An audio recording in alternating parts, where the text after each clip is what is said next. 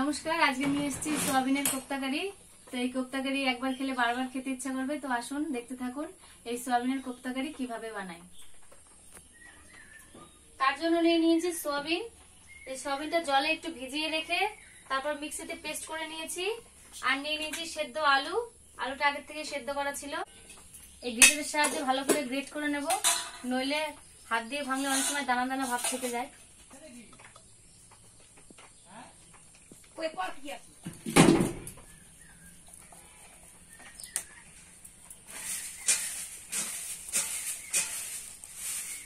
আলু গ্রেট করা হয়ে গেছে।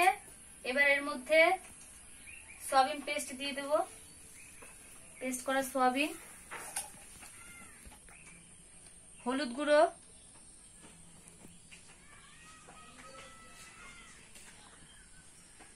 পরিমাণ মতো লবণ, লঙ্কা গুঁড়ো, এগুলো দিয়ে এখন ভালো করে মাখিয়ে নেব।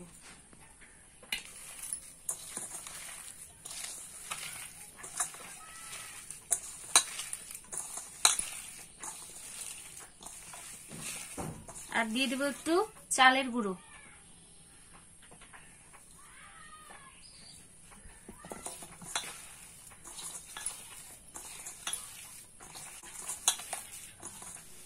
এবার হাতের সাহায্যে খুব সুন্দর করে কোপ্তার শেপ দিয়ে নেব। আবার শেপটা একটু কোপ্তাটা একটু চ্যাপ্টা আকৃতির করব, গোল করব না। এই যে এরকম করে সবগুলো এখন এরকম করে নেব। এই যে কোপ্তার শেপ দেওয়া হয়ে গেছে। এবার এগুলো ভেজে উনুন জ্বালিয়ে কড়াইটা বসিয়ে তেল দিয়ে দিয়েছি। তেলটা গরম হয়ে গেছে। এবার এই কোপ্তাগুলো ভেজে নেব।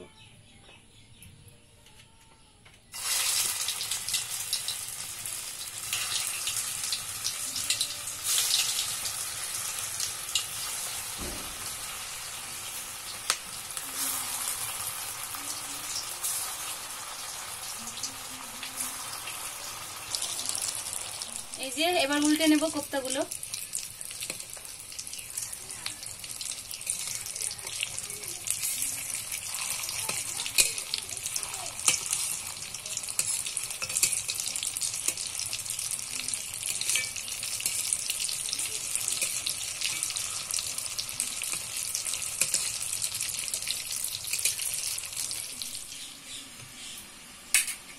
এই যে ভাজা হয়ে গেছে। এবার উঠিয়ে নেব। দেখুন কত সুন্দর হয়েছে।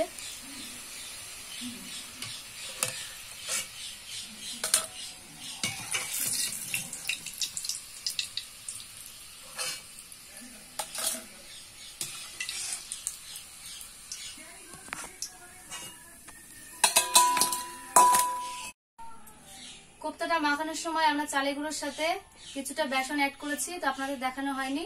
তো আপনারা চাইলে খালি বেসন দিয়েও করতে পারেন এবং চালের গুঁড়ো বেসন দিয়ে দুটো দিয়ে করতে পারেন। বেসন না দিলে কিন্তু কোপ্তাটা ভালো হবে না, তো বেসন দিয়ে দিবেন চালের গুঁড়োর সাথে। আর শুধু বেসন দিয়ে করলে সেটাও হবে। আলু ভেজে নেব ওই তেলেই।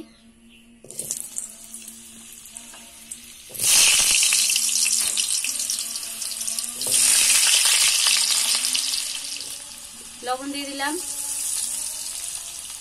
আর দিয়ে দেবো সামান্য হলুদ।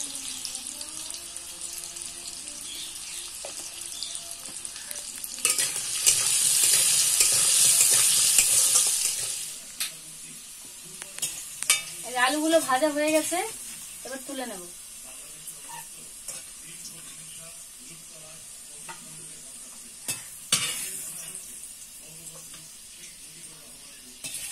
ফোড়নের জন্য দিয়ে দিলাম তেজপাতা,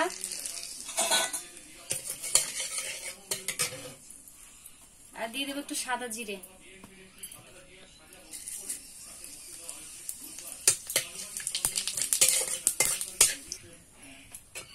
এবার দিয়ে দেবো পেঁয়াজ। পেঁয়াজ আর লঙ্কা একসাথে দিয়ে দিলাম। পেঁয়াজগুলো ভালো করে ভেজে নেব।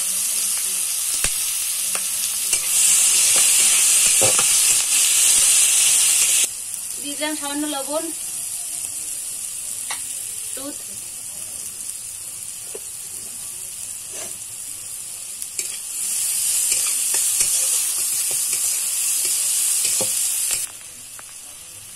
দিয়ে দিব টমেটো,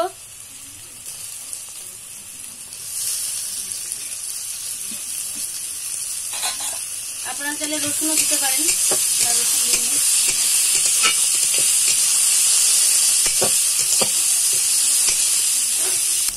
দিয়ে দিলাম আদা পেস্ট করে নিয়েছিলাম।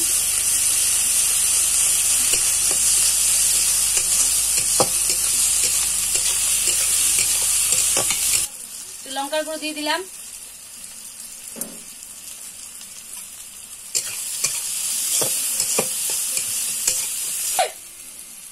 হালকা একটু জল দিয়ে কষিয়ে নেব।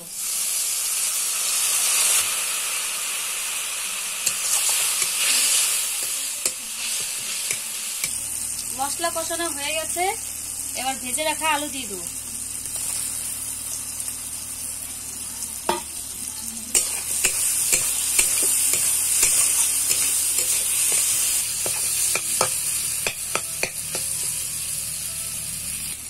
ভাজা হয়ে গেছে, এবার জল দিয়ে দেব।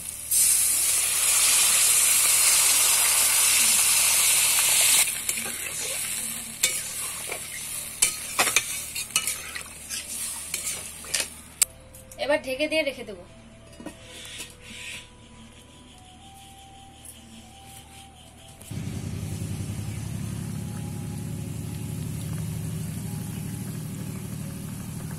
টকবক টকবক করছে। ভেজে রাখা কোপ্তাগুলো দিয়ে দেবো।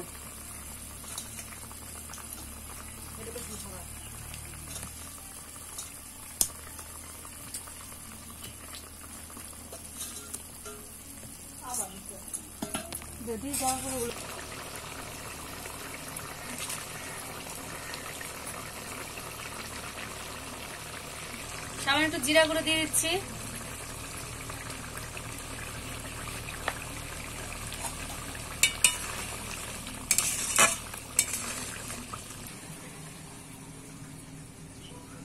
এই যে হয়ে গেছে, এবার নামিয়ে নিলাম।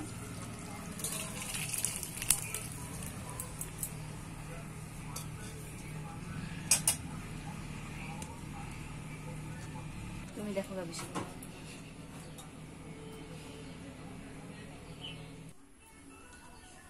এইভাবে আপনার বাড়িতে সয়াবিনের কোপ্তা বানিয়ে খাবেন, আশা করছি আপনাদের সবার খুব ভালো লাগবে। তো দেখা হবে পরের ভিডিওতে। ভালো থাকবেন, সুস্থ থাকবেন, সাবস্ক্রাইব করে পাশে থাকবেন। নমস্কার।